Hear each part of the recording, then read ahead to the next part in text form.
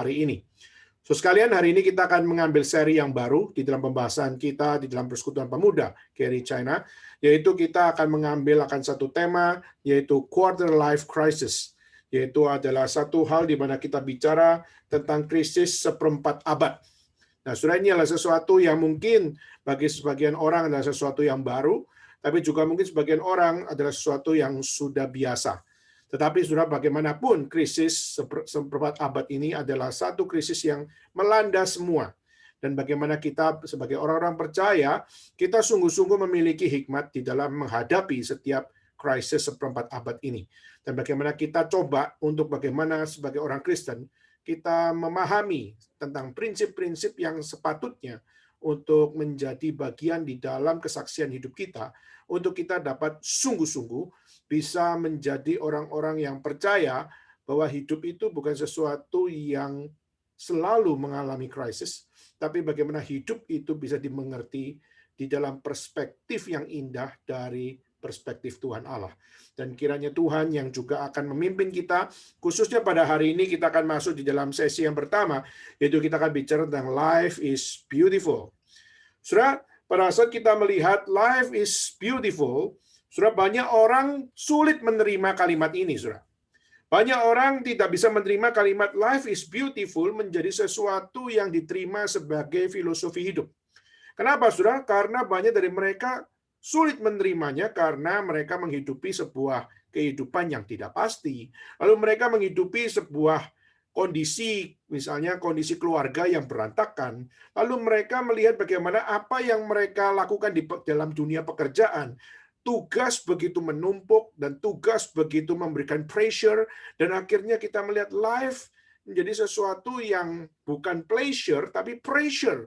Life yang seharusnya menyenangkan tetapi justru akhirnya memberikan tekanan. Nah, itulah kenapa banyak orang justru menghidupi sebuah kehidupan, dan waktu mereka melihat life, how to define life, bagaimana mendefinisikan hidup, banyak dari mereka membawa diri di dalam satu pengertian, yaitu life is fragile. Hidup itu penuh dengan hal-hal yang rapuh. Hidup itu penuh dengan hal-hal yang tidak meyakinkan. Sehingga life is beautiful adalah sesuatu yang sulit diterima. Nah, saudara, dalam hal ini hari ini saya akan tidak banyak bicara tentang quarter life crisis, karena minggu depan kita akan lebih banyak bicara tentang quarter life crisis. Tapi paling tidak hari ini saya akan memberikan beberapa poin. Kira-kira mengapa orang bisa mengalami quarter life crisis? Maka saudara, quarter life crisis itu apa sih? Nah, saudara, kalau secara brief, secara singkat, saudara, kalau kita melihat krisis seperempat abad itu adalah satu krisis di mana dialami oleh setiap orang, khususnya kalau kita lihat perkiraan adalah dari umur 18 sampai kepada umur 30. Jadi antara umur 18 sampai umur 30, itu ada satu kesempatan di dalam kehidupan mereka itu menghidupi satu kehidupan yang penuh dengan tanggung jawab, dan di dalam kehidupan seperti itu, mereka mempertanyakan tentang apa yang menjadi tanggung jawab mereka.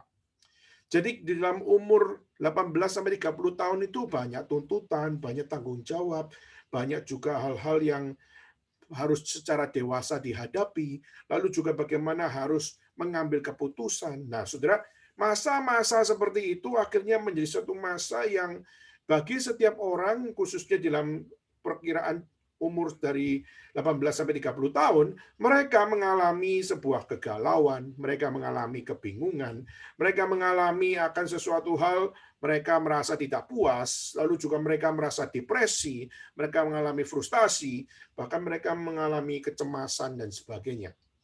Nah, saudara, maka quarter life crisis ini adalah sesuatu kondisi di mana mereka tinggal mengambil keputusan, tapi mereka tidak tahu bagaimana mengambil keputusan. Mereka mau mengambil satu decision making, tetapi decision making-nya itu berada di dalam konten yang ambigu bagi mereka. Nah, saudara, saya percaya saudara kita semua menghidupi ini. Nggak peduli saudara adalah orang Kristen atau saudara baru Kristen, sudah lama Kristen, maupun saudara hari ini belum Kristen sama sekali. Saya percaya ini melanda siapa saja. Nah, pertanyaannya adalah ciri-ciri quarter life crisis itu kayak apa? Gimana kita bisa membaca diri kita ini pernah menggumulkan apa yang menjadi konten dari quarter life crisis? Saudara, saya akan memberikan beberapa poin. Yang pertama, ciri-ciri orang yang menggumulkan quarter life crisis adalah pertama yaitu mereka merasa there is no clue. Jadi tidak ada petunjuk. Jadi clueless ya. Jadi hal yang pertama, orang-orang yang mengalami quarter life crisis itu orang yang sedang menggumulkan sesuatu tetapi nggak memperoleh petunjuk atau there is no clue how to make a decision ya. Jadi merasa bingung misalnya habis kuliah mau ngapain, mau kemana, lalu habis kerja lalu mau kemana lagi, lalu hubungan percintaan ini mau dibawa kemana, dan pertanyaan yang beragam-ragam itu.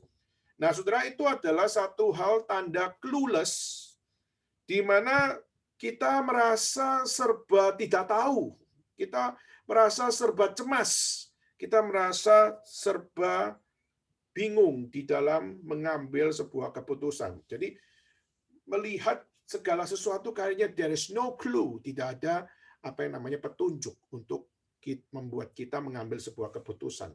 Saudara, tentu saja, saudara, kalau kita mau ngambil keputusan tapi nggak ada clue-nya, kita pasti akan gambling, saudara, karena kita nggak tahu mau ambil keputusan A atau ambil keputusan B, dan bagaimana kita mengambil satu langkah untuk bisa menuju kepada komitmen tersebut. Nah, saudara, banyak dari orang-orang yang berada dalam quarter life crisis, mereka menggumulkan hal-hal tersebut. Jadi, saudara, seperti saya beberapa kali ada konseling dengan beberapa rekan pemuda, di mana mereka bertanya tentang misalnya hubungan saya dengan pacar saya ini bagaimana? Saya sudah long distance sudah lama sekali. Saya sudah long distance juga 5 tahun, sudah 6 tahun. Dan dalam 5 tahun, 6 tahun kami merasa bahwa hubungan kami so far fine-fine aja. Tetapi satu sisi yang lain kami sudah kehilangan bahan, kami sudah kehilangan semangat, bahkan kami sudah kehilangan sebuah bahan komunikasi. Sehingga akhirnya kami telepon, kami bicara, semuanya itu kesannya seperti biasa-biasa saja. Dan akhirnya mau masuk ke dalam satu keputusan yang baru, yaitu kami mau bertunangan, kami mau masuk dalam pernikahan, tapi akhirnya muncul pertanyaan. Dan muncul pertanyaannya adalah, apakah dia adalah sungguh-sungguh calon suami aku? Apakah dia sungguh-sungguh adalah calon istri aku? Bagaimana kalau aku salah mengambil istri? Atau aku salah mengambil suami? Dan saudara, ini menjadi sebuah pertanyaan, salah satu pertanyaan yang mereka coba untuk mencari clue-nya. Apakah sungguh-sungguh saya ini sudah tepat? Nah, saudara, ini ciri-ciri yang pertama dalam quarter life crisis adalah mereka mencari clue, mereka mencari petunjuk, tapi mereka tidak menemukan clue itu. Dan mereka mengalami clueless, yaitu mereka tidak menemukan petunjuk tersebut, sehingga ketidakadaan di dalam petunjuk itu membuat mereka mulai ragu, membuat mereka melalui kesempatan itu, kehidupan tersebut, akhirnya mereka menjadi kurang berani dan sebagainya. Itu yang pertama.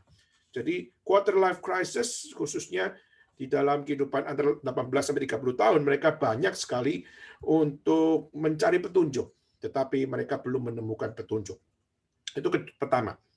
Kedua yaitu adalah ciri-ciri quarter life crisis adalah yang kedua yaitu terlalu banyak option. Dan karena terlalu banyak option sehingga akhirnya mereka bingung mengambil keputusan. Ada A, bukan cuma ada A atau B, tapi ada C dan D, bahkan D and F. Dan akhirnya too many options, terlalu banyak pilihan untuk masa depan, akhirnya bikin orang bingung, akhirnya bikin orang jadi panik, bikin orang jadi cemas, ya.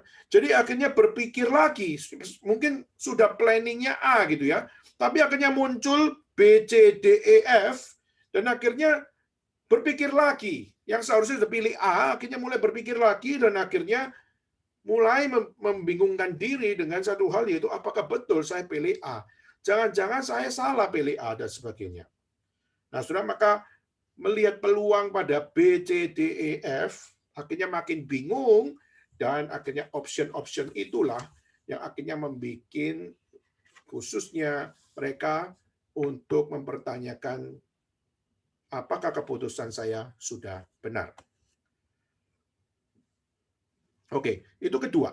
Ketiga, saudara, ciri-ciri orang yang mengalami quarter life crisis adalah, kalau yang tadi yang pertama adalah clueless, yaitu mereka tidak menemukan petunjuk. Kedua adalah too many option, sehingga akhirnya mereka nggak bisa untuk mengambil keputusan. Ketiga yaitu adalah indecisive. Indecisive yaitu adalah karena begitu banyaknya hal yang ingin kamu lakukan sehingga kita enggan memilih satu saja. Jadi waktu dipilih, suruh pilih karir atau pilih cinta. Ya. Lalu pilih karir A atau B, pilih cinta A atau B. Mending yang mana? A atau B. Dan akhirnya kita melihat mereka menjadi orang yang ragu, yang disuruh memilih satu, tetapi akhirnya mereka tidak bisa pilih satu. Sudah kadang-kadang kalau kita lihat di televisi, kita melihat bagaimana khususnya di telenovela atau di Korean drama dan sebagainya, banyak mereka mengatakan bahwa love number one, ya. Atau kalau misalnya dalam kehidupan selebriti, kita mereka mengatakan karir number one. Nah, mereka mengambil sebuah keputusan, mereka mengambil sebuah decision making. Tetapi sudah indecisive di sini adalah mereka bingung di dalam mengambil keputusan ini. Mau karir dulu, atau mau pacaran dulu, atau mau sekolah dulu, atau mau mengambil sebuah hobi dulu, dan sebagainya. Dan akhirnya mereka berada di dalam satu hal mengambil keputusan, memprioritaskan, itu menjadi sesuatu problem. Sehingga seharusnya ambil prioritas A, akhirnya mereka menjadi orang yang kurang berani, sehingga mereka maju mundur, sehingga yang A maju mundur, yang B juga maju mundur, sehingga keputusan pun tidak terambil. Kenapa? Karena mereka mengasihi dua-duanya. Misalnya, saya mengasihi karir, tapi saya juga mengasihi cinta. Maka akhirnya, saya mau pacaran, tapi sambil karir. Dan akhirnya, kita melihat keputusan ini tidak diambil salah satunya dulu, tetapi justru akhirnya mereka mengambil semuanya, dan akhirnya mereka bingung sendiri, sehingga akhirnya mereka mengalami satu hal side effect dari semuanya, sehingga banyak dari mereka sudah ambil karir, sambil ambil untuk pacaran, akhirnya terjadi nggak bisa atur waktu dan akhirnya berantakan semua. Nah, itu salah satu ciri orang-orang dari quarter life crisis adalah mereka di dalam memprioritaskan, mereka gagal di dalam memprioritaskan, dan mereka kalaupun mengambil keputusan, banyak keputusan yang diambil itu adalah mengambang, sehingga akhirnya tidak bisa to the point, tidak bisa langsung kepada main problemnya atau kepada main course-nya. Sehingga akhirnya segala sesuatu menjadi mengambang. Hidup mengambang itu tidak enak, saudara. Nah, itulah orang yang berada dalam quarter life crisis adalah mereka tahu hidup itu harus mengambil keputusan, tapi keputusan yang harus mereka ambil semua di dalam posisi mengambang. Nah, posisi mengambang itu adalah posisi yang melelahkan. Kenapa? Karena tidak ada decision, semuanya dibawa di atas permukaan, sehingga segala sesuatu tidak jelas, segala sesuatu tidak menjadi nyata, dan segala sesuatu menjadi tidak memiliki akan apa yang bisa dipertanggungjawabkan. Saudara, misalnya mau pacaran, tetapi juga mau karir, pacaran tidak setengah-setengah, karir juga setengah-setengah. Maka yang sang pacar juga akan bertanya, kamu sungguh cinta aku nggak sih? Cinta, tapi karir juga. Terus akhirnya cinta, tapi saya juga punya keinginan saya sendiri, dan juga saya cinta juga, tapi pekerjaan juga tidak boleh ditinggalkan dan sebagainya. Saudara, akhirnya terjadi yaitu inconsistence. Akhirnya setiap apa yang menjadi prioritas menjadi tidak prioritas, dan banyak hal akhirnya menjadi mengambang, dan akhirnya satu dengan yang lain setengah-setengah, dan akhirnya tidak ada sebuah balance, tidak ada sebuah keseimbangan. Keempat, ciri-ciri orang yang mengalami quarter life crisis adalah hopeless, ya. Di mana mereka justru mengambil keputusan, tetapi justru akhirnya yang diambil yaitu apa? Pasrah. Ya, hopeless itu berarti dia sudah pasrah, dia sudah, ya sudahlah istilahnya, dengan apa yang terjadi di dunia ini, gue nggak mau mikir panjang deh. Istilah ya udahlah, seperti air mengalir dah. Maka sudah tidak mencoba mengambil sebuah keputusan, apalagi berusaha melakukan pilihan yang sudah dipilih, tapi justru dengan pasrah atau lebih tepatnya tidak peduli. Tidak peduli masa depan saya di karir akan bagaimana, tidak peduli saya dalam pacaran akan gimana, tidak peduli, dan tidak peduli. Kenapa? Karena merasa hopeless. Dan kelima, saudara, ciri-ciri quarter life crisis adalah mereka punya sebuah kecemasan akan future. Jadi memikirkan tentang masa depan, gua kira-kira jadi apa ya? Planning gua apa ya? Nah, akhirnya kita coba untuk memikirkan sampai lupa mana yang harus dipilih. Plan untuk masa depan, rencana 1 tahun ke depan apa, 2 tahun ke depan apa, 3 tahun ke depan apa, karier aku akan bagaimana, nikah aku bagaimana, pendidikan aku bagaimana, dan akhirnya semuanya itu menjadi sesuatu yang cemas, sesuatu yang dikhawatirkan, dan kekhawatiran itu akhirnya menjadi momok, menjadi hantu bagi dirinya, sehingga hidup di dalam sebuah kelelahan pikiran, kelelahan batin, kelelahan di dalam merenungkan apa yang menjadi satu planning yang akan diambil. Nah, saudara, ini adalah beberapa macam ciri-ciri dari quarter life crisis.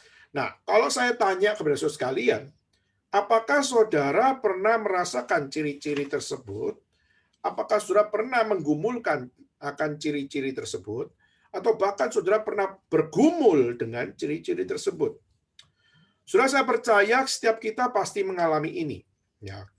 Maka setiap kita pasti menghidupi apa yang namanya fase quarter life crisis ini. Nah, biasanya saudara, krisis ini dimulai dari mana, saudara? Setiap orang bisa masuk di dalam krisis quarter life atau krisis apa namanya seperempat abad ini sebenarnya diawali dari satu kondisi, saudara. Kondisi apa? Kondisi yang namanya kejenuhan. Jadi setiap orang waktu masuk di dalam satu fase kejenuhan, mereka waktu masuk dalam masa kejenuhan, mereka yang terbiasa masuk di dalam sistem, baik dalam sistem kerja, maupun dalam sistem studi, maupun dalam sistem hidup, ya, yang sudah menghidupi di dalam rutinitas, lalu akhirnya berada dalam satu kondisi tidak tahu harus berbuat apa, atau mengalami apa namanya helplessness.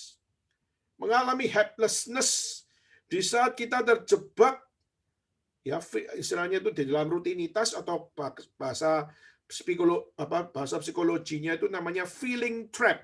Ya, kita terjebak di dalam rutinitas, kita berada di dalam sebuah kondisi yang always like that, ya. Sehingga rutinitas itu membuat kita menjadi hopeless. Dan waktu kita berada dalam posisi yang hopeless karena kita capek, kita merasa lelah, kita merasa bosan, kita merasa jenuh, dan akhirnya kejenuhan itu membuat kita tidak bisa berbuat apa-apa. Kita hanya bisa bengong, kita bisa hanya merenung, kita bisa hanya struggling, ya. Sehingga semuanya itu, kondisi itu membuat kita tidak tahu harus berbuat apa. Nah, itu helplessness menjadi sebuah semangat hidup yang down seperti itu. Nah, saudara, maka orang-orang yang mengalami krisis ini, mereka adalah orang-orang yang perlu untuk apa? Perlu untuk mengambil time out. Mereka yang mengalami kejenuhan, mereka mengalami kecapean, mereka mengalami sebuah rutinitas yang terus berulang-ulang. Saudara, kita memang bukan budak dari sistem, kita memang bukan budak dari sebuah rutinitas. Rutinitas bisa kita kontrol, saudara. Kita jangan mengatakan bahwa saya kenapa jadi seperti ini adalah karena rutinitas. Kita seringkali salahkan rutinitas. Saudara, kita tidak boleh untuk menganggap rutinitas itu adalah sesuatu yang pasti menjadi troublemaker dalam hidup kita. Misalnya kalau kita suruh baca Alkitab menjadi rutinitas kita. Pertanyaan, apakah membaca Alkitab yang adalah rutinitas kita pasti adalah sesuatu yang akan memberikan kejenuhan, merusak, dan akhirnya menghancurkan kita, memberikan hopelessness kepada kita. Saudara, kalau kita melihat itu pasti salah. Kenapa? Alkitab, kalau saudara sungguh-sungguh baca Alkitab, Alkitab tidak akan memberikan kejenuhan kepada kita. Kejenuhan itu adalah karena kita merasa lelah, karena aktivitas-aktivitas tersebut adalah aktivitas-aktivitas yang tidak memberikan impact di dalam hidup kita. Kalaupun memberikan impact, mungkin rutinitas menghasilkan uang atau menghasilkan prestasi. Tapi itu cuma temporary, saudara. Maka tidak heran orang kerja mengalami kejenuhan. Kenapa? Karena kerja adalah untuk dapat uang. Uang cuma temporary. Kerja supaya dapat posisi. Posisi juga temporary. Waktu kita sekolah, kita berharap memperoleh prestasi. Nah, prestasi pun juga adalah sesuatu yang temporary. Maka tidak heran kalau mengejar sesuatu yang temporary, itu akan memiliki titik kejenuhan. Nah, tetapi pertanyaannya, apakah betul kalau kita mengejar sesuatu yang kekal, kita juga mengalami kejenuhan, saudara? Kita mengejar sesuatu yang rohani, lalu kita juga mengalami kejenuhan. Saudara, saya yakin dan percaya waktu kita justru seharusnya waktu kita mengejar sesuatu yang kekal, kita mengejar sesuatu yang rohani, tidak seharusnya kita mengalami hopelessness. Kalau terjadi hopelessness, problemnya pasti bukan di dalam kerohanian tersebut. Problemnya pasti adalah bukan pada sesuatu yang spiritual itu. Tapi pastilah adalah sesuatu hal, yaitu bagaimana kita memahami setiap apa yang selama ini menjadi sesuatu yang kekal mengisi kita. Saudara, seringkali kalau orang baca kitab suci atau orang pergi ke gereja, gangguannya apa sih kalau mereka nggak ke gereja atau mereka nggak mau baca kitab suci? Gangguan biasanya adalah pertama dari luar, yaitu adalah ada agenda lain yang berusaha untuk mengambil agenda yang sudah ada. Ada agenda lain yang berusaha untuk bagaimana mengambil tempat, sehingga agenda lain itu berusaha untuk menggeser setiap apa yang menjadi kebiasaan spiritual kita. Nah, saudara, waktu kita melihat tersebut, itu adalah faktor dari luar. Tapi faktor dari dalam adalah kita nggak merasa, waktu kita baca kitab suci, kita nggak merasa kitab suci ini bicara secara gamblang kepada kita. Dan seringkali kita merasa capek, kita merasa lelah karena kita sudah baca kitab suci, tetapi kita kagak ngerti dengan apa yang kita baca. Padahal kita percaya bahwa kitab suci itu menyatakan diri kepada kita, tapi kita yang terbatas untuk membaca kitab suci. Sehingga akhirnya kejenuhan muncul. Karena apa? Karena kita merasa kagak ngerti.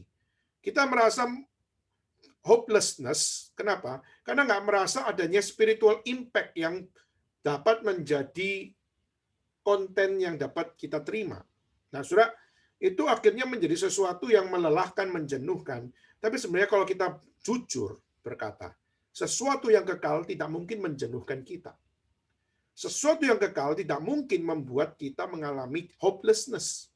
Jadi kalaupun kita menjadi orang yang rohani, kita baca kitab suci, kita baca buku rohani, kita juga baca komentari-komentari, kita membaca akan karya-karya hamba Tuhan yang diberkati oleh Tuhan, tapi kita justru mengalami hopelessness waktu baca buku mereka atau baca kitab suci, saudara harus time out.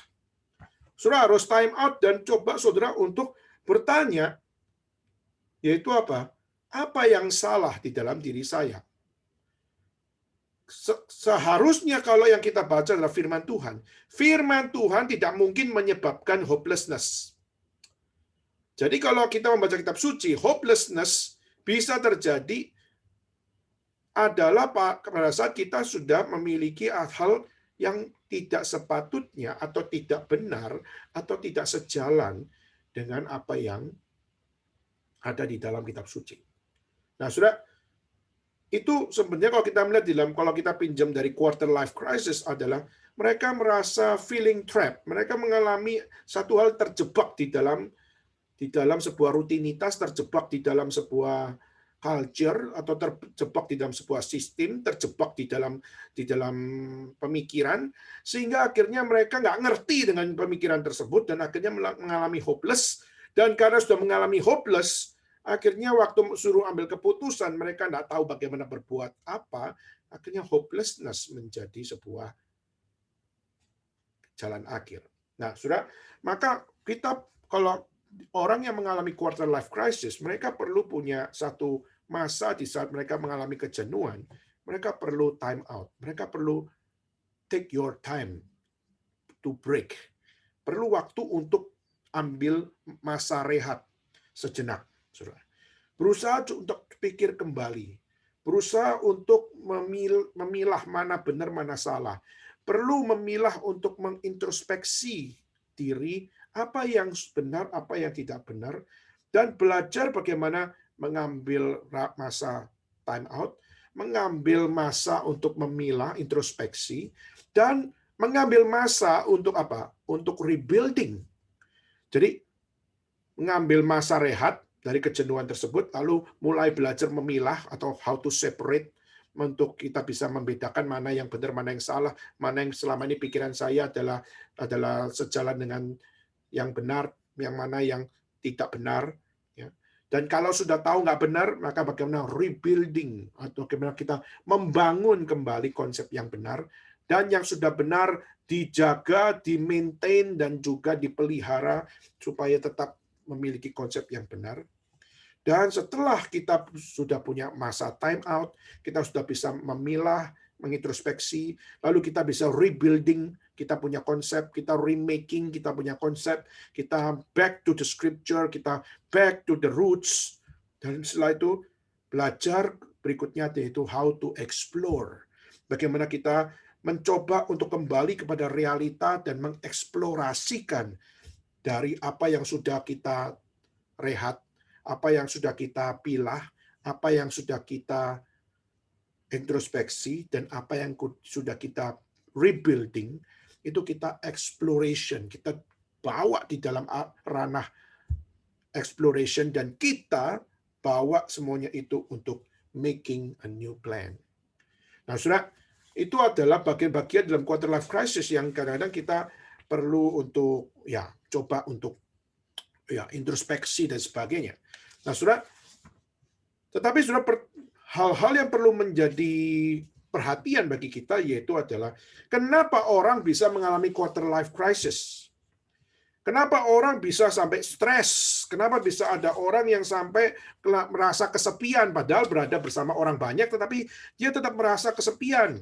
Dan bahkan juga banyak dari mereka, khususnya kalau kita melihat ada seorang bernama Dr. Oliver Robinson dari Universitas Greenwich di London, dia memberikan satu research bagaimana dari 1.100 orang dewasa muda yang usia 20 sampai 30 tahun, banyak dari mereka mengalami quarter life crisis itu 86%. Jadi hampir, jadi presentasi itu adalah orang yang mengalami quarter life crisis itu adalah 86%.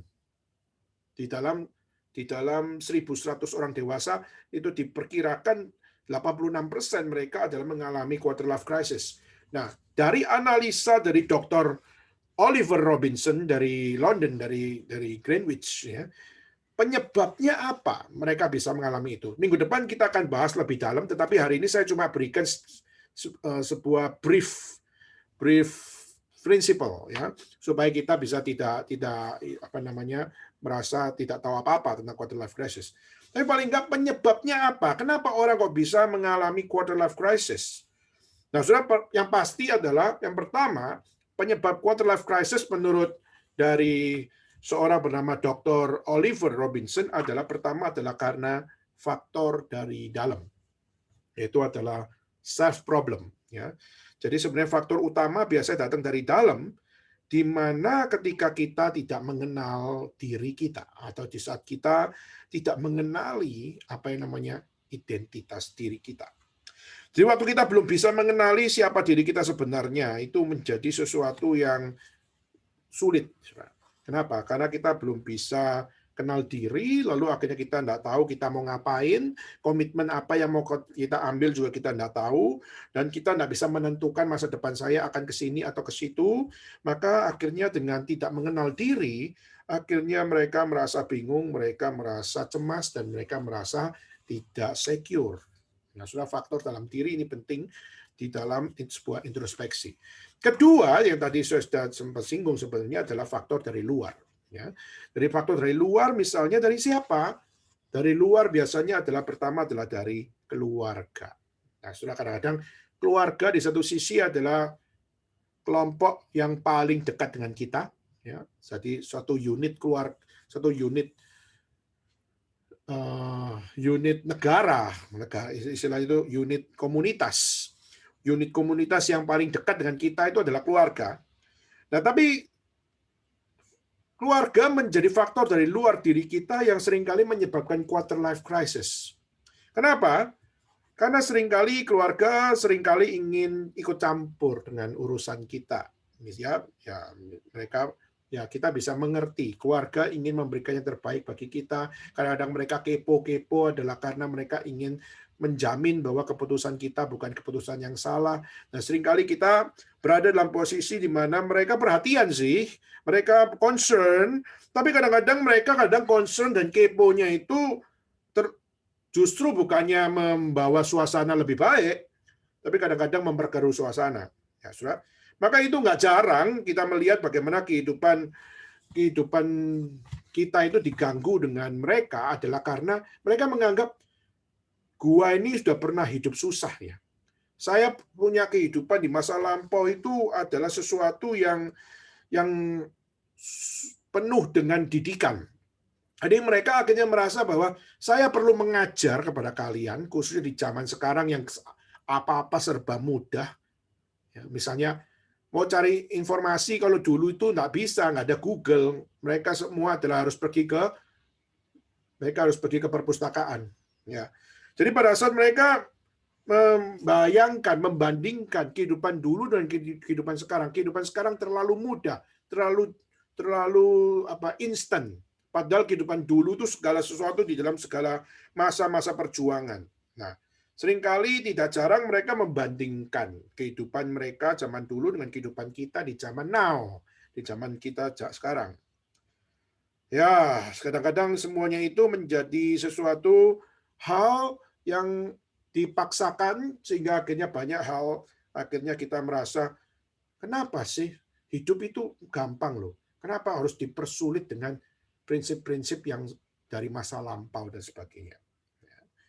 Belum lagi kalau kita melihat hari ini banyak orang yang menganggap bahwa kita itu keluarga harus concern kepada anak untuk bagaimana mereka bisa mandiri misalnya. Jadi misalnya orang tua akan mengatakan, kamu ini loh sudah umur 20 tahun, kok nggak mandiri-mandiri, kok masih anak mama. Waktu mama seusia kamu, mama itu sudah mandiri loh. Lalu mungkin papa kita berkata, papa itu seumur kamu sudah kerja, sudah hasilin uang sendiri. Kamu umur segini masih minta-minta uang. Nah, misalnya kayak begitu. Nah, itu adalah satu hal yang kadang-kadang membuat kita mengalami quarter life crisis. Kenapa? Karena kita dibandingkan. Dan waktu kita dibandingkan, meskipun zamannya juga beda, tapi perbandingan itu akhirnya membuat kita merasa bahwa seakan-akan kita ini useless. Kadang-kadang kita merasa sepertinya kita ini betul-betul nggak punya masa depan. Kenapa? Karena ada something missing. Yang dulu orang-orang dulu bisa dapatkan, tapi yang sekarang karena terlalu instan, akhirnya kita menjadi orang yang kehilangan banyak hal. Dan akhirnya kita melihat banyak faktor dari luar ini mempengaruhi kita, dari keluarga. Maupun kedua adalah dari sosial. Jadi lingkungan sosial kita. Jadi kadang-kadang kita itu dibebani dengan kelompok sosial punya patokan gitu ya, punya norma atau punya komentar atau punya ekspektasi. Misalnya di dalam society kita bisa lihat ada gambaran-gambaran sosial, standar-standar sosial yang mengatakan bahwa apa? Kalau sudah umur 23 tahun, harusnya sudah punya pekerjaan tetap. Kalau sudah umur 25 tahun, harusnya sudah menikah. Usia 27 tahun, harusnya sudah punya anak.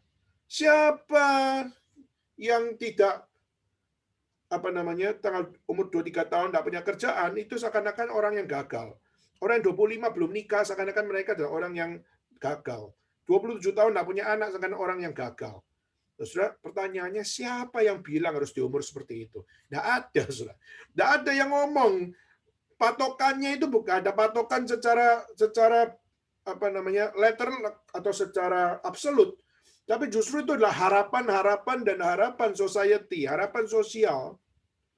Dan akhirnya banyak karena harapan sosial itu muncul dan akhirnya dituntut di dalam keluarga masing-masing, sehingga akhirnya mereka merasa bahwa kenapa aku harus dikejar-kejar oleh sebuah pertanyaan yang secara sosial itu tidak absolut, tetapi selalu menjadi bayang-bayang maut, gitu ya.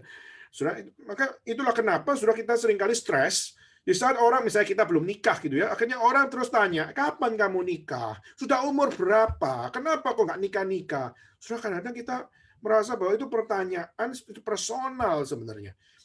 Nikah nggak nikah itu kalau Tuhan memang nggak kasih saya satu satu panggilan untuk tidak menikah, kalau saya tidak diberikan panggilan untuk menikah sama Tuhan, maka saya mau ngotot nikah pun nggak bisa. Kenapa? Tuhan sudah menetapkan.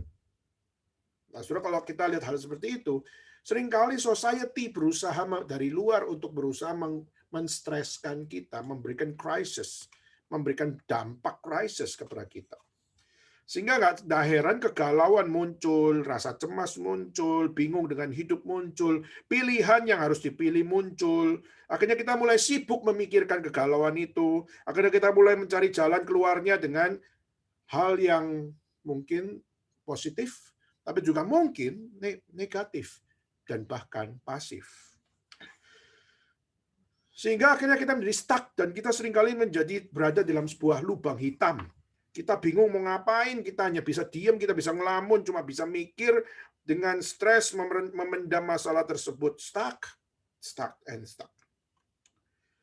Saudara, maka dalam kondisi seperti ini, kita harus coba untuk membaca hidup itu bukan dengan apa yang dimau oleh keluarga. Meskipun kita harus menghormati keluarga, kita juga harus menghormati komunitas. Kita juga harus belajar untuk bagaimana peduli dengan diri sendiri.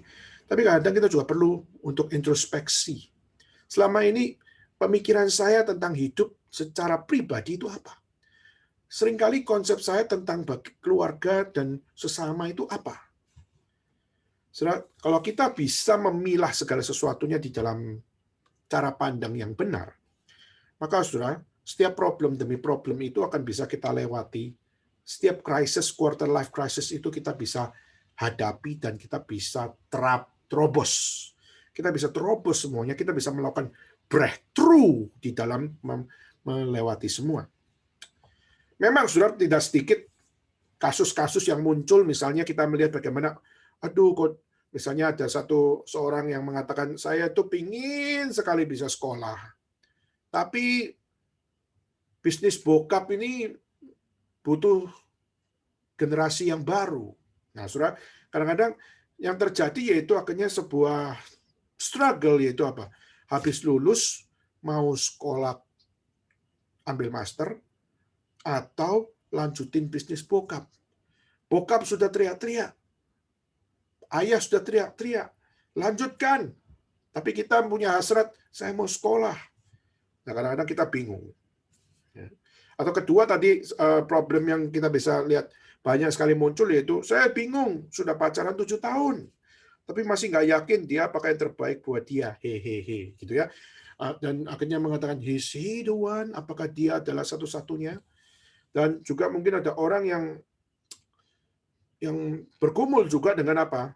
Aduh, saya super galau nih. Kenapa? Karena saya bingung setelah habis kuliah lulus mau ngapain. Udah umur segini, merasa sepertinya kalau secara produktivitas pasti kalah deh sama anak-anak muda. Apalagi orang anak milenial itu hebat-hebat itu. Meskipun secara komitmen mereka kurang komit. Mereka kalau kerja itu nggak sampai 2 tahun sudah keluar. Ya itu memang saudara, itu kita sudah pernah bahas tentang milenialism. Bagaimana anak-anak milenial itu mereka punya inovasi, tapi mereka tidak punya komitmen. Jadi mereka tidak suka dikekang. Jadi mereka kalau apa yang mereka suka tidak dikasih, mereka bisa mengatakan saya walk out. Saya mendingan pergi. Karena apa? Karena kerja itu butuh kenyamanan. Dan untuk kenyamanan itu saya nggak boleh diatur. Kalau saya diatur, saya nggak bisa nyaman, kerja nggak baik, maka mendingan saya keluar. Nah, sudah banyak orang-orang milenial seperti itu. Nah, orang yang mengalami quarter life crisis dalam mereka ada merasa umur gua ini sudah segini. Saya bisa produktif nggak ya? Saya bisa memulai bisnis nggak ya? Saya merasa sepertinya saya itu orang yang kehilangan sebuah energi untuk bisa berjuang seperti anak-anak milenial dan sebagainya. Dan sebagainya, dan sebagainya, dan sebagainya. Nah, Saudara, ini adalah sebuah introduksi, Saudara, untuk kita melihat orang yang mengalami quarter life crisis itu seperti ini. Nah, hari ini kita akan membahas quarter life crisis karena itu adalah sesuatu yang minggu depan kita akan lebih banyak bahas. Tapi hari ini saya akan mengajak kita untuk melihat bagaimana waktu kita menghadapi kehidupan yang penuh dengan kegalauan, kebingungan, kecemasan, depresi, frustasi, dan rasa tidak puas ini dan itu, ya. Dan di dalam segala tuntutan dan dalam segala tanggung jawab dan dalam segala decision making yang harus kita ambil, ya. Di dalam semuanya itu, bagaimana kita belajar menghargai hidup bukan dari perspektif yang dunia lihat, tapi melihat dari perspektif yang Tuhan lihat. Kenapa, Saudara? Karena dunia waktu membicarakan tentang life, seringkali pembicaraan tentang life itu dibicarakan di dalam mengejar sesuatu yang bersifat happiness. Ya, kalau kita pakai istilah itu ada satu bahasa dari Stoik namanya adalah atarsasia. Ya, atarsasia itu adalah happiness. Nah, Saudara, tetapi itu adalah happiness adalah sesuatu kebahagiaan yang seringkali menjadi goal of life dari orang-orang yang mau hidup. Hidup itu ngapain sih? Apa sih makna hidup? Maka banyak kita waktu ditanya apa itu hidup? Hidup adalah untuk kita menikmati. Hidup adalah untuk kita bisa enjoy. Hidup adalah untuk kita bisa menjalani segala sesuatu dengan kemauan kita. Dan seringkali kita menganggap bahwa apa? Hidup itu adalah kita. Jadi saya akan kutip satu orang dari yang bernama John Stuart Mill. John Stuart Mill adalah seorang filsuf utilitarianism, di mana dia adalah seorang filsuf yang sekarang ini banyak sekali mempengaruhi anak-anak muda, khususnya di dalam dunia entrepreneur, maupun juga di dalam dunia khususnya bagaimana berpolitik, maupun juga di dalam bagaimana menghidupi sosial budaya dan sebagainya. Ya. Nah, kita melihat seorang bernama John Stuart Mill, ini dikenal sebagai bapak utilitarianism. Nah, dia punya konsep bahwa hidup itu adalah pleasure. Jadi, hidup itu adalah mengejar kesenangan. Life is about pleasure. Ya. Jadi, hidup itu adalah sebuah kesenangan. Maka kita harus mengejar kesenangan itu. Kita harus mengejar kenikmatan itu. Kita harus mengejar apa yang kita suka. Jadi waktu kita mengejar apa yang kita suka, menghidupi apa yang kita suka, itu harus menjadi perjuangan kita. Life is about pleasure, maka kita punya semangat perjuangan, fighting spirit kita adalah must be go to take the pleasure, untuk to make a pleasure, yaitu hidup adalah untuk memperoleh akan kenikmatan, menciptakan kenikmatan, dan mendapatkan kenikmatan. Jadi life is about pleasure. Nah, tetapi Saudara, tentu saja life is about pleasure, hidup adalah untuk mengejar kesenangan. Pertanyaannya, gampang nggak untuk mendapatkan kesenangan? Gampang tidak untuk mendapatkan kenikmatan? Jawabannya tidak, kan? Tetapi, maka yang menjadi poin kedua adalah, pertama adalah life is about pleasure. Kedua adalah, pleasure adalah evil.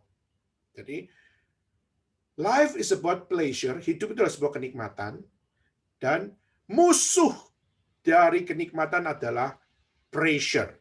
Jadi musuh dari pleasure itu adalah pressure. Pressure adalah tekanan. Jadi waktu kita tertekan itu adalah musuh kita. Jadi jelas ya, yang mau kita kejar adalah pleasure, yang kita harus musuhi adalah pressure. Yang kita mau cari adalah kesenangan, kenikmatan, yang kita mau lawan adalah tekanan, penderitaan, duka cita. Itu harus kita lawan. Dan ketiga adalah halalkan segala cara, harus halalkan segala cara untuk melenyapkan pressure demi pleasure. Jadi, hidup adalah sebuah kenikmatan, ketidaknikmatan itu adalah musuh, dan ketidaknikmatan harus dilawan dengan segala cara. Pokoknya harus dapat apa yang namanya kenikmatan. Pokoknya harus dapat apa namanya pleasure. Nah, saudara, maka ketiga adalah menghalalkan segala cara untuk memperoleh pleasure dan menindas, membuang, dan menghancurkan, menumpas pleasure. Ya. Maka saudara, itulah yang dilakukan oleh orang-orang utilitarianism. Segala cara pakai untuk bisa hancurkan. Segala cara pakai untuk bisa memperoleh kenikmatan.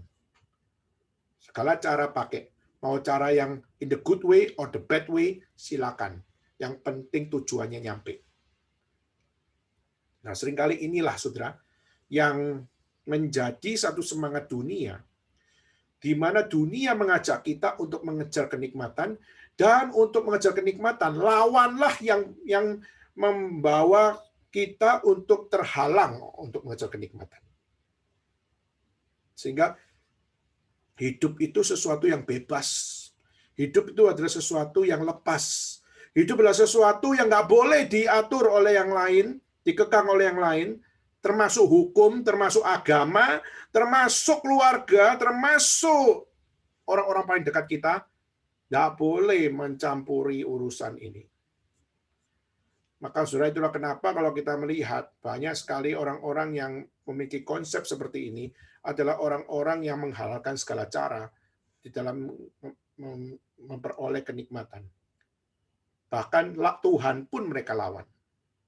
Maka tidak heran kalau saudara pergi ke Eropa atau saudara pergi ke Amerika, mereka adalah negara yang mengatakan, misalnya di Amerika, mereka di dalam konstitusi, mereka percaya in God we trust. Di dalam Tuhan kami percaya, tetapi akhirnya kita melihat apa yang mereka percaya. Banyak orang ateis di Amerika, banyak orang yang berajaran sesat, berajaran bidat di Amerika. Banyak dari mereka bebas menjadi bangsa yang penuh dengan kerusakan demi kerusakan. Mereka merasakan kebebasan. Di Eropa, kita melihat bagaimana mereka juga mulai menyatakan bahwa semua punya freedom of speech. Mereka semua punya kebebasan untuk bicara, mereka punya kebebasan untuk mengutarakan segala sesuatu. Mereka punya kebebasan untuk menjadi bidat, mereka juga punya kebebasan untuk menjadi sesat, mereka punya kebebasan untuk mengeksplor hidup mereka sebebas mungkin. Nah, sekarang kita lihat sekarang justru yang moral yang paling rusak adalah di sana. Kita melihat justru kehidupan yang betul-betul tidak bisa menjadi contoh adalah di sana. Hari ini kalau saudara melihat banyak buku-buku yang bersifat moralitas, justru adalah banyak keluar prinsip-prinsip yang agung adalah bukan dari Amerika, bukan dari Eropa. Tapi banyak konsep-konsep yang agung muncul adalah dari Asia. Kenapa? Karena di Asia mereka sangat concern untuk bagaimana punya attitude, mereka concern bagaimana mereka punya akan apa yang namanya sebuah prinsip moralitas yang baik. Ya. Maka nggak heran, saudara, kalau pergi ke toko buku sekarang, kalau kita pergi ke Gramedia, banyak sekali buku-buku, misalnya bagaimana kita memiliki sebuah etika seperti orang Jepang, atau gimana kita memiliki satu hal, bagaimana memiliki sebuah itikat atau memiliki sebuah kehidupan sebagai seorang sopan santun, tata krama, belajar dari budaya Korea. Atau juga kita melihat bagaimana setiap kita belajar untuk hidup minimalis, hidup untuk bukan mengejar konsumerisme, bukan menjadi orang yang ya terjebak di dalam kepemilikan, tetapi bagaimana bebas dari semuanya itu. Jadi hidup minimalis, bukan hidup konsumerisme. Kita kalau lihat banyak konsep-konsep itu kita melihat berkembang bukan dari ajaran-ajaran dari negara-negara kapitalis, tapi justru yang kita lihat adalah itu muncul justru dari negara Asia. Kenapa? Karena mereka lebih peduli dengan etika, mereka peduli dengan attitude, mereka peduli dengan lifestyle, mereka peduli dengan moralitas. Bahkan mereka rela untuk apa? Mereka rela untuk diotoriter sekalipun. Mereka tak peduli dengan kebebasan, mereka peduli dengan bagaimana melakukan kebaikan. Tapi tentu saja, saudara, kebaikan belum menyelesaikan masalah. Walaupun kebaikan jauh lebih baik daripada kebebasan freedom of speech, atau misalnya dengan kebebasan untuk mengutarakan segala sesuatu, dan bahkan dengan bebasnya untuk bicara tetapi tidak mau peduli dengan apa yang dialami oleh orang lain. Meskipun kadang-kadang orang itu benar, tapi tidak seharusnya untuk apa yang dikatakan itu justru menjadi sebuah bumerang bagi orang lain. Ya. Jadi waktu kita bicara tentang hal ini, banyak orang nggak bisa percaya dengan life is beautiful. Jadi tadi saya menyinggung tentang John Stuart Mill, dia menekankan bahwa kenikmatan sendiri itulah yang menjadi goal kita. Jadi kalau kita nggak nikmat, itu adalah musuh. Dan kalau kita gagal memperoleh kenikmatan, itu salah kita, bukan salah orang lain. Bukan salah Tuhan. Jadi, life is about pleasure. Nah, karena life is about pleasure, life against pressure. Nah, karena life against pressure ketiga yaitu apa? Halalkan segala cara untuk menjegal pressure dan memperoleh apa yang namanya pleasure. Nah, kalau kita gagal memperoleh pleasure, maka itu salah siapa? Itu salah kita sendiri. Jadi, itulah dunia, saudara. Dunia menafsirkan bahwa kebahagiaan itu adalah usahamu. Kebahagiaan itu adalah perjuanganmu. Kalau kamu nggak bisa bahagia dan kamu nggak bisa memperoleh kenikmatan kebahagiaan itu jangan kamu salahkan orang lain, tapi salahkan dirimu karena kamu salah berjuang atau kamu salah untuk menjalani segala sesuatunya. Jadi, sudah konsep utilitarianism itu banyak sekali sudah mempengaruhi konsep orang-orang khususnya di dalam hidup. Bagaimana berjuang, workaholic, kerja terus, tidak peduli keluarga. Kenapa?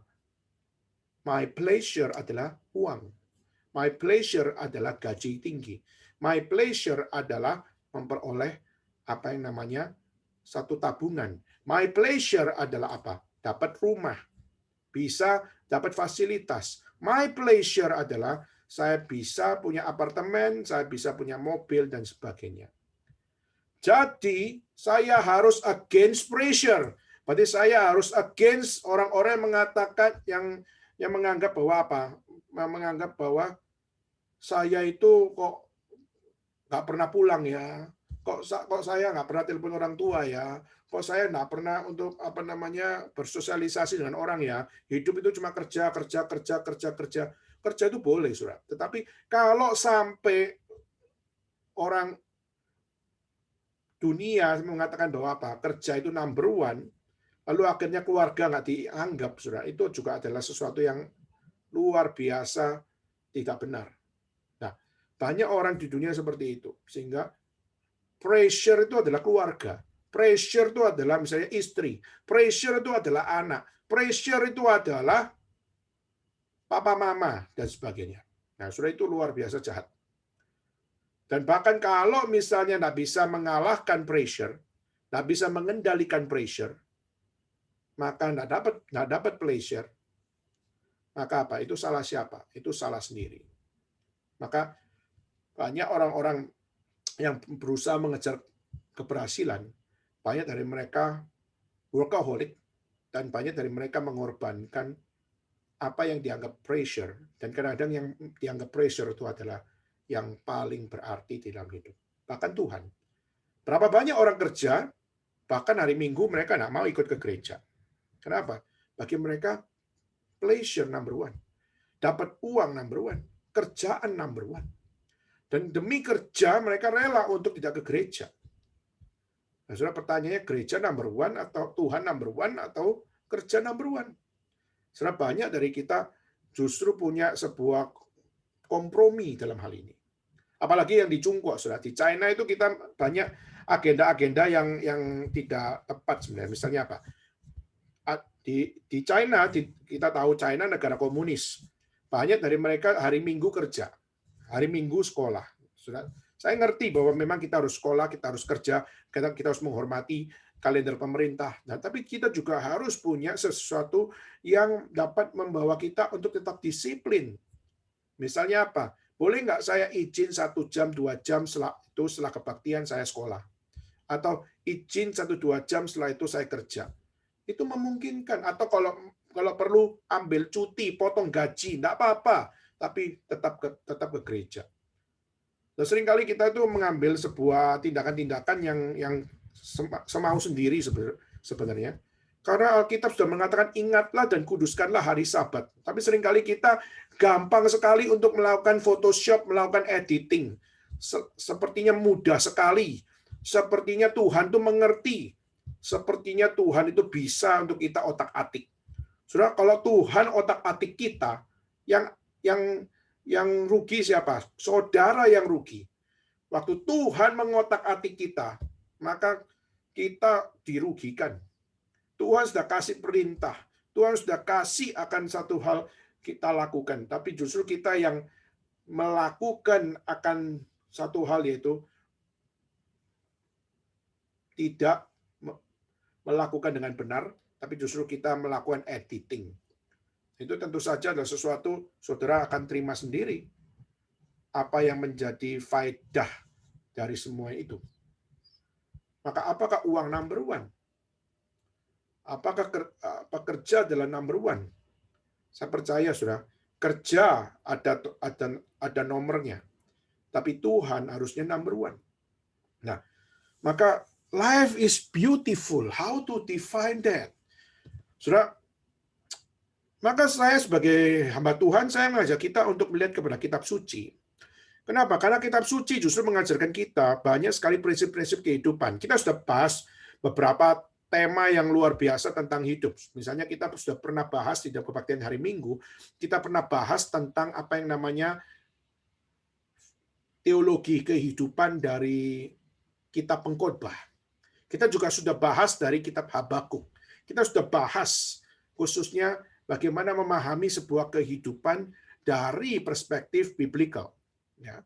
Tapi hari ini saya juga kembali akan mengajak saudara untuk melihat bagaimana melihat kehidupan bukan dari kacamata dunia, bukan dari kacamata orang sekuler, bukan dari kacamata orang-orang yang mendukung utilitarianisme dan sebagainya, tetapi bagaimana kita membaca dari apa yang menjadi perspektif Tuhan Allah melalui Rasul. Dan hari ini kita mau coba lihat bagaimana Paulus mengajarkan kepada kita life as being beautiful. Nah, saudara, saya akan mengajak kita untuk melihat satu ayat saja hari ini, yaitu kita akan melihat di dalam Filipi pasal yang keempat. Nah, saya mengajak saudara sekalian, mari kita membuka kitab suci, saudara sekalian. Mari kita membaca, saudara, Filipi pasal yang keempat. Dan hari ini kita akan membaca dari ayat 4 sampai ayat yang ke-9. Filipi pasal yang keempat, ayat 4 sampai ayat yang ke-9. Nah, saudara sudah menemukan, mari kita bersama-sama untuk membacanya. Ya, kita bisa membaca bersama-sama di dalam pasal 4, ayat 4 sampai ayat yang ke-9. Oke, saudara silakan sudah membaca dari tempat saudara. Saya akan membaca dari sini, ayat 4 sampai ayat yang ke-9. Ya. Bersukacitalah senantiasa dalam Tuhan. Sekali lagi kukatakan bersukacitalah. Hendaklah kebaikan hatimu diketahui semua orang. Tuhan sudah dekat. Janganlah hendaklah kamu khawatir tentang apapun juga, tapi nyatakanlah segala hal keinginanmu kepada Allah dalam doa dan permohonan dengan ucapan syukur. Damai sejahtera Allah yang melampaui segala akal akan memelihara hati dan pikiranmu dalam Kristus Yesus. Jadi akhirnya saudara-saudara, semua yang benar, semua yang mulia, semua yang adil, semua yang suci, semua yang manis, semua yang sedap didengar, semua yang disebut kebajikan dan patut dipuji, pikirkanlah semuanya itu. Dan apa yang telah kamu pelajari, dan apa yang telah kamu terima, dan apa yang telah kamu dengar, dan apa yang telah kamu lihat padaku, lakukanlah itu. Maka Allah sumber damai sejahtera akan menyertai kamu. Nah, saudara, maka dari ayat ini saya akan sharingkan 4 poin Yang pertama adalah life is beautiful when we can rejoice the Lord always. Hidup itu adalah suatu kehidupan yang indah di saat kita bisa belajar bersuka cita di dalam Tuhan. Tentu saja kita mungkin melihat kata sukacita kan mirip sama kebahagiaan. Kalau orang dunia mengejar kebahagiaan, kalau orang Kristen mengejar sukacita, sama kan? Kan kebahagiaan dan sukacita itu adalah sesuatu yang sama. Kita sebagai orang percaya, kita mengatakan beda. Kebahagiaan itu happiness. Sedangkan sukacita itu adalah rejoice atau joy. Ya. Jadi apa yang dimaksud dengan happiness, apa yang dimaksud dengan joy? Saudara, happiness adalah sesuatu kebahagiaan yang happy ending, kebahagiaan yang kita dapatkan, yang kita cari, yang kita peroleh, dan kebahagiaan itu adalah sesuatu yang bersifat temporary. Dan ada kondisi. Jadi di dalam kebahagiaan itu sesuatu yang kita nikmati, tetapi kenikmatan itu kenikmatan yang ya seakan-akan harus sempurna begitu ya. Sesuatu yang bahagia, sesuatu yang sempurna ingin kita nikmati. Tapi kalau kita melihat justru kata rejoice, kata joy di situ, di sini adalah sesuatu sukacita, sesuatu kegembiraan, sesuatu hal di mana di saat ada sebuah kegembiraan yang tidak dibatasi dengan ruang dan waktu. Jadi maksudnya apa? Jadi waktu bicara tentang rejoice, bicara tentang joy, di situ bersuka cita meskipun kondisinya mungkin nggak bersuka cita. Jadi kalau di sana, kalau kebahagiaan adalah bahagia di dalam kebahagiaan.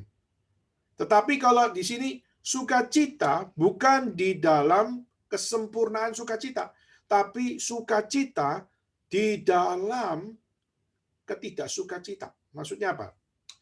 Jadi kalau kita lihat Filipi, maksudnya adalah di saat Paulus bicara tentang sukacita, konteksnya waktu itu adalah Paulus berada di penjara.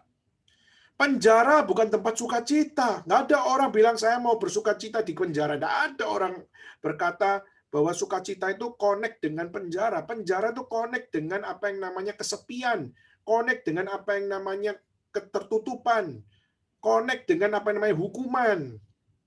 Tapi justru di situ, di penjara, Paulus mengatakan bersukacitalah senantiasa, bersukacitalah. Dia memang ngomong kepada jemaat Filipi, tapi dia juga ngomong di dalam merepresentasikan dirinya, aku juga adalah orang yang bersukacita.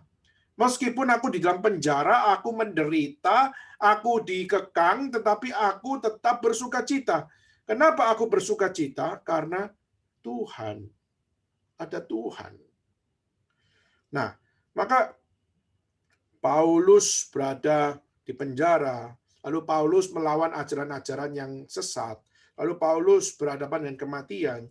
Semua itu dijalani, dihadapi di dalam satu konteks, yaitu apa?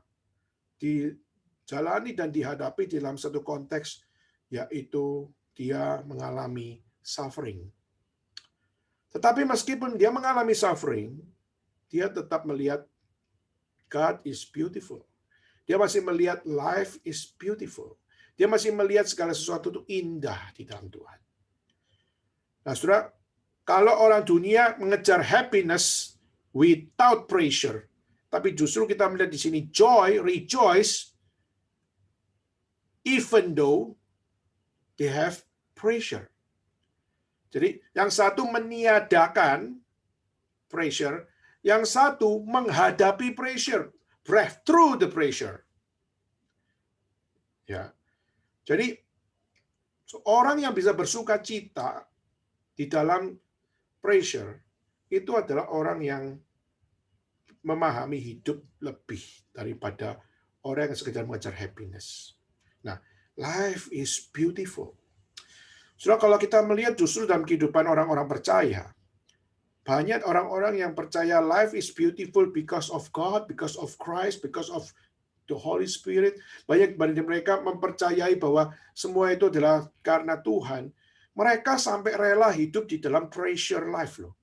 Mereka sampai berada dalam satu kehidupan yang betul-betul menderita luar biasa. Tapi toh mereka tetap setia kepada Tuhan. Sebenarnya kita sudah bahas tentang misalnya kemarin kita di dalam persekutuan, kita di dalam kebaktian hari Minggu, kita bicara tentang eksposisi kitab Esther.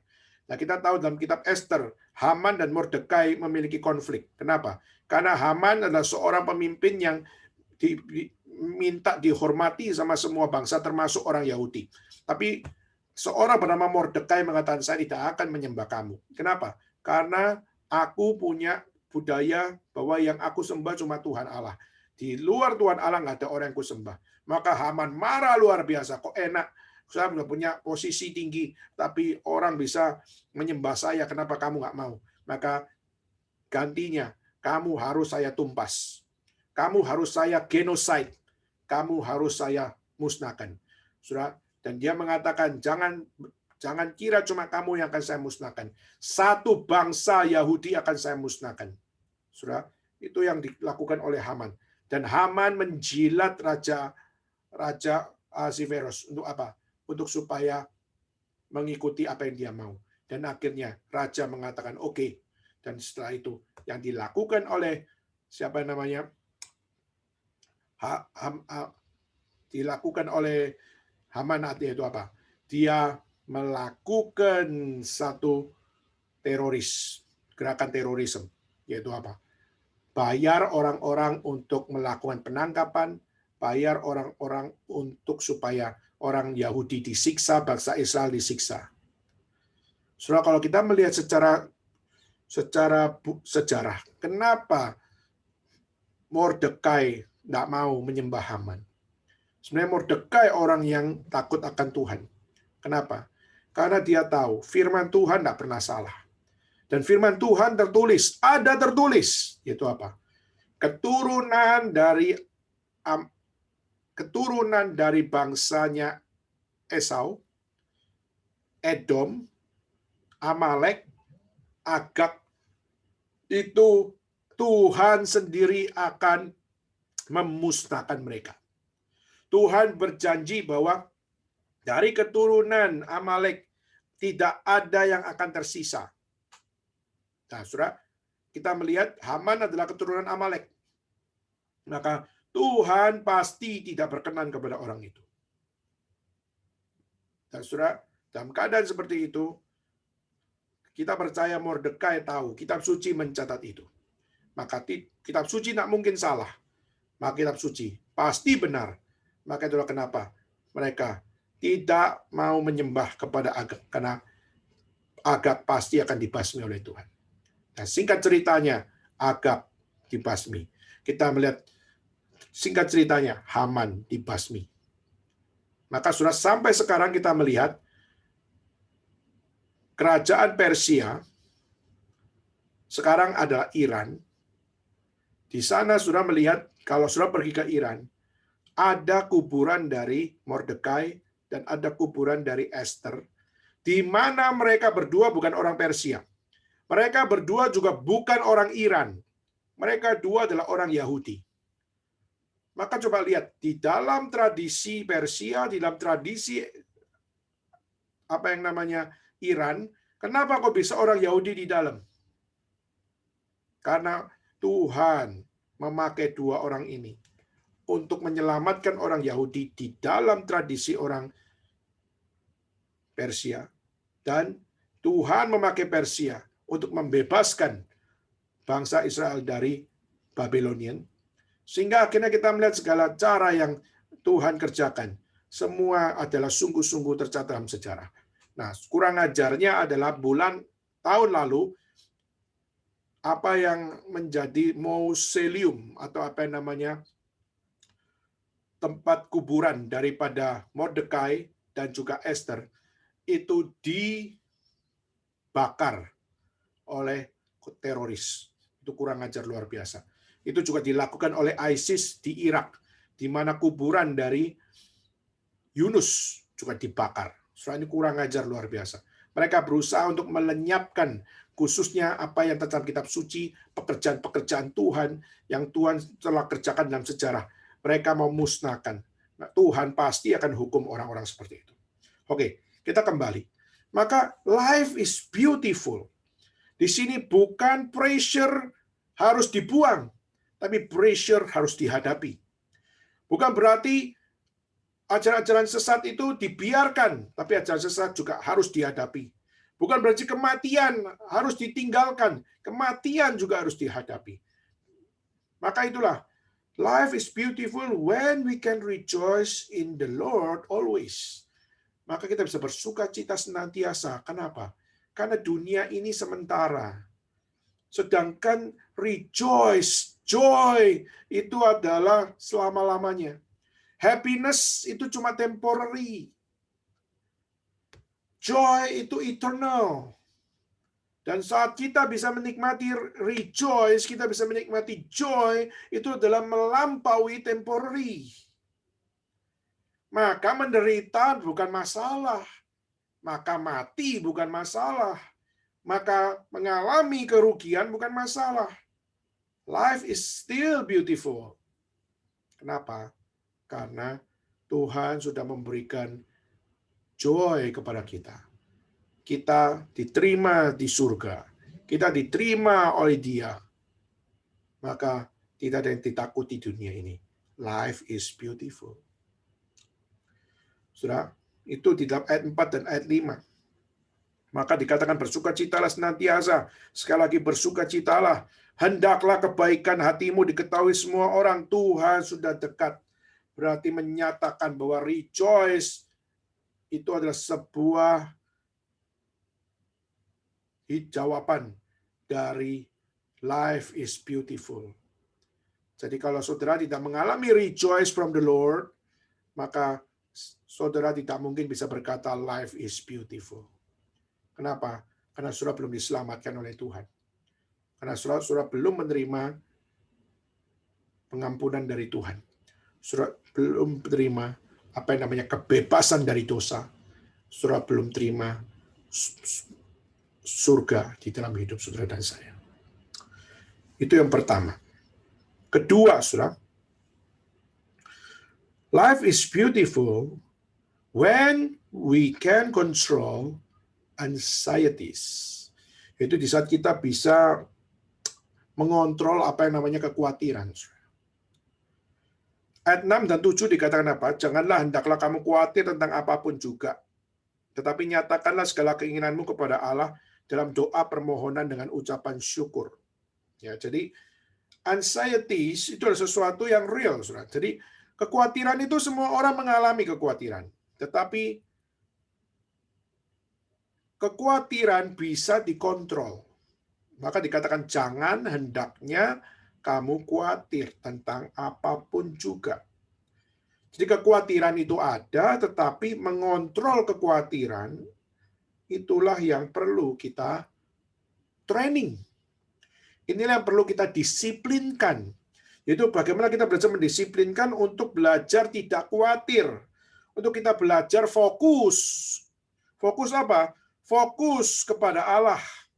Berdoa dan memohon dengan ucapan syukur kepada Allah. Fokus kepada Dia dan fokus kepada siapa Dia. Yaitu Dia adalah Tuhan. Jadi kalau kita punya kepercayaan kepada Tuhan yang benar, maka saudara, kita tidak perlu untuk merasa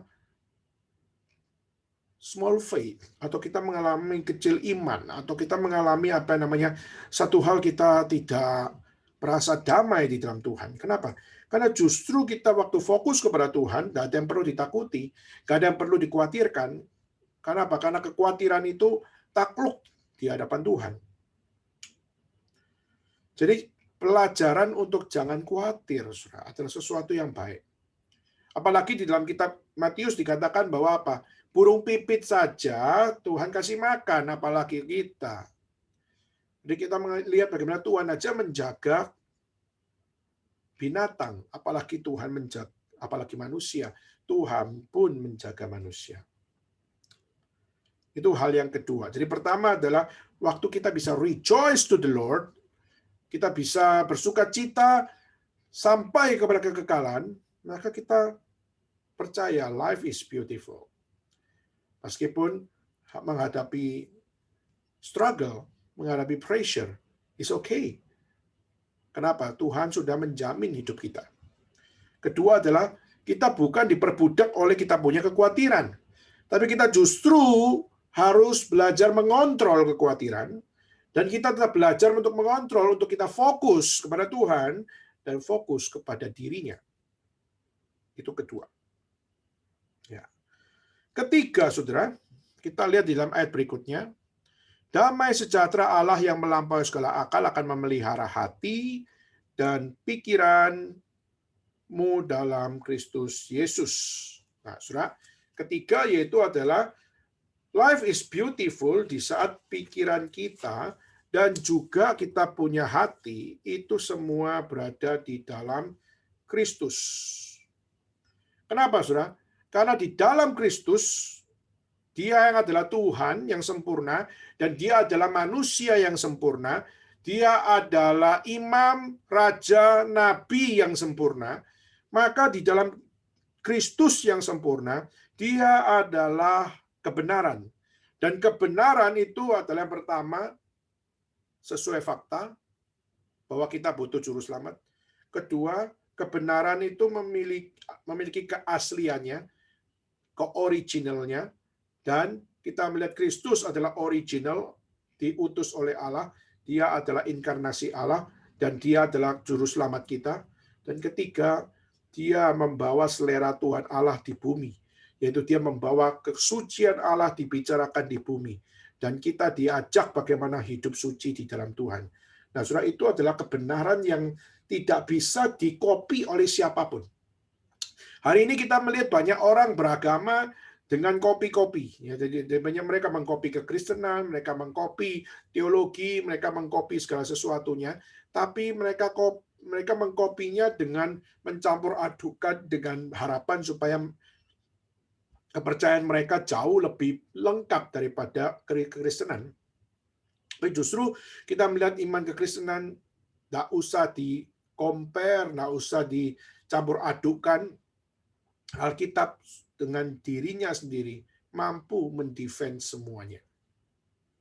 Jadi pikiran dan hati kita harus dalam Kristus. Kenapa? Karena hanya Kristuslah jalan kebenaran dan hidup, dan Dialah yang original, Dialah yang sesuai fakta, dan Dialah yang asli, dan Dialah yang memiliki akan dampak untuk apa? Untuk membawa kita kepada kebenaran. Jadi life is beautiful karena kita sudah tahu yang benar. Jadi kalau sudah tahu yang benar, mau dibilang salah, mau disiksa, mau diperlakukan tidak adil, mau diperlakukan dengan sangat kejam sekalipun, it doesn't matter. Kenapa? Karena sudah tahu mana yang benar. Jadi kalau semua kebenaran sudah menjadi sesuatu yang kita pegang, sudah life is beautiful. Jadi kalau kita sudah punya doktrin yang benar, kita sudah punya iman yang benar, kita sudah punya pikiran yang benar, maka sudah kita tidak perlu untuk apa? Kita tidak perlu merasa khawatir. Kenapa? Karena kebenaran itu sudah memerdekakan kita. Kemerdekaan itulah yang dapat membawa kita kepada Tuhan, dan kita tidak perlu khawatir tidak masuk surga. Kenapa? Karena kebenaran itulah yang akan membawa kita ke surga. Life is beautiful. Maka saudara, kalau kita melihat gereja-gereja di China, kita melihat hari ini banyak gereja-gereja yang mengalami suffering. Ya. Kita melihat banyak gereja-gereja ditutup, banyak orang-orang yang beribadah pakai Zoom, dan akhirnya mereka disabotase, lalu banyak dari mereka ditangkep-tangkepin, dan mereka juga banyak ibadah-ibadah mereka diperlakukan dengan sangat-sangat keji seperti ajaran sesat dan sebagainya. Tapi meskipun pemerintah sudah tangkepin begitu banyak gereja, sudah tangkepin begitu banyak persekutuan, sudah lihat, gereja bukannya semakin dihambat, semakin mati, Justru semakin dihambat, semakin merambat luar biasa. Dan kenapa mereka bisa semakin dihambat, semakin merambat? Adalah karena mereka tahu bahwa hambatan ini tidak akan merampas iman mereka, karena iman mereka berasal dari Tuhan Allah. Jadi mereka meskipun menghadapi suffering, mereka menghadapi penolakan, mereka mengalami akan penangkapan dan sebagainya, mereka masih punya konsep life is beautiful. Mereka bahkan sampai mengatakan, kami menikmati akan hidup kami sebagai orang Kristen. Bahkan menjadi martir sekalipun adalah satu kesaksian kami yang kami percaya ini adalah privilege. Dan saudara, mereka berani melakukan itu, bahkan mereka punya doa, yaitu apa? Saya sampai sekarang masih merasa gemetar, saudara, waktu dengar doa mereka. Saudara tahu doa orang Kristen yang ada di China, doa mereka apa? Mereka berdoa suatu kelak nanti China akan menjadi negara Kristen. Itulah doa mereka. Mereka sudah nggak peduli lagi dengan komunisme. Mereka sudah nggak takut lagi dengan komunisme. Mereka punya doa adalah, Tuhan dengarlah doa kami supaya China bisa menjadi negara Kristen. Saudara, itu doa yang besar luar biasa.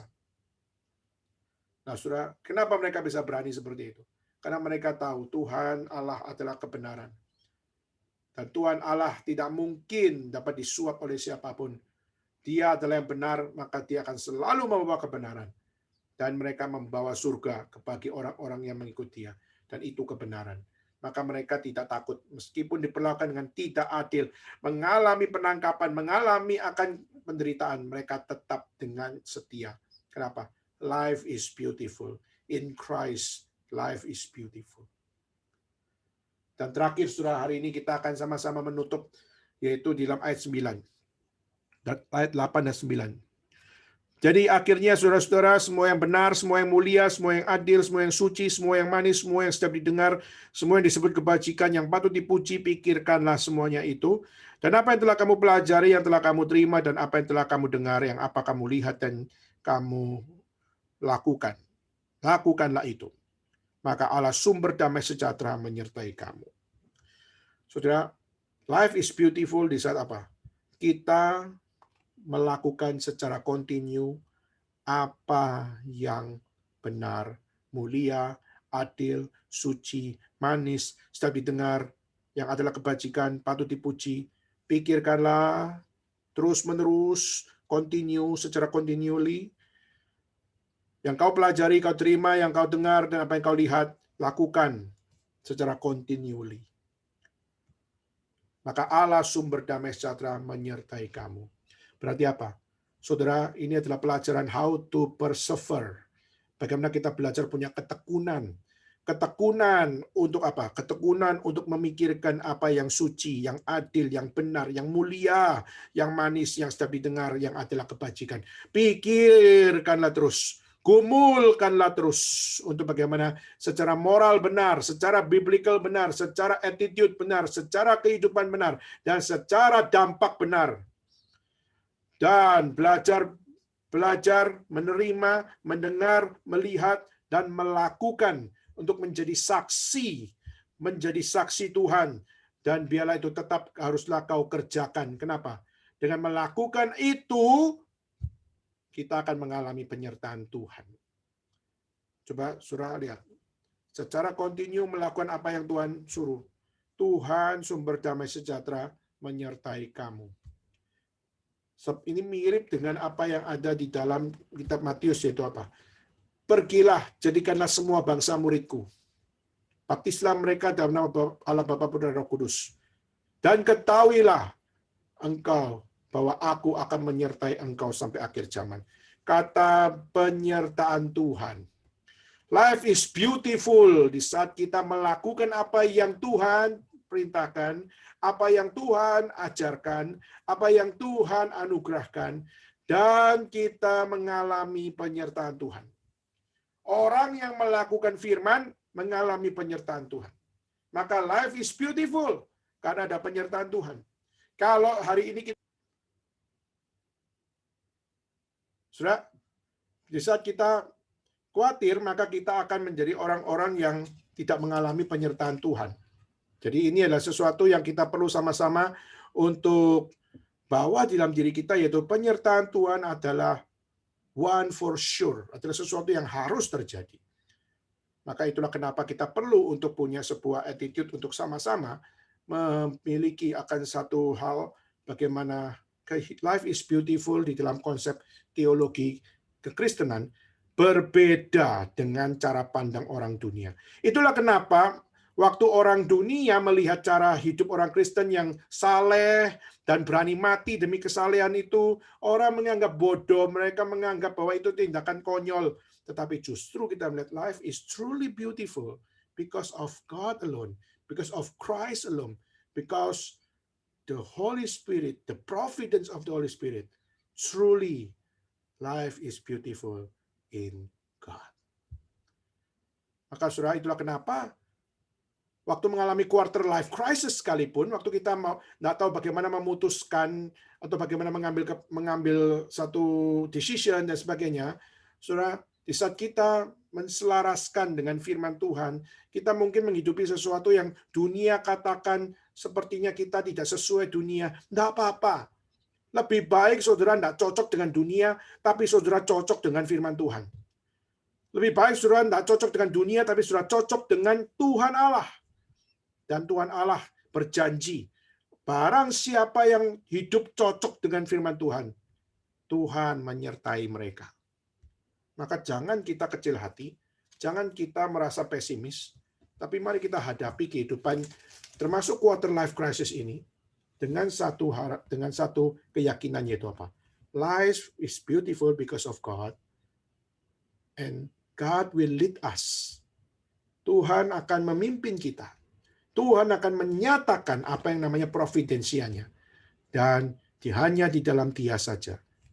Our life as being beautiful. Kita akan lanjutkan minggu depan, khususnya kita akan lebih fokus di dalam quarter life crisis.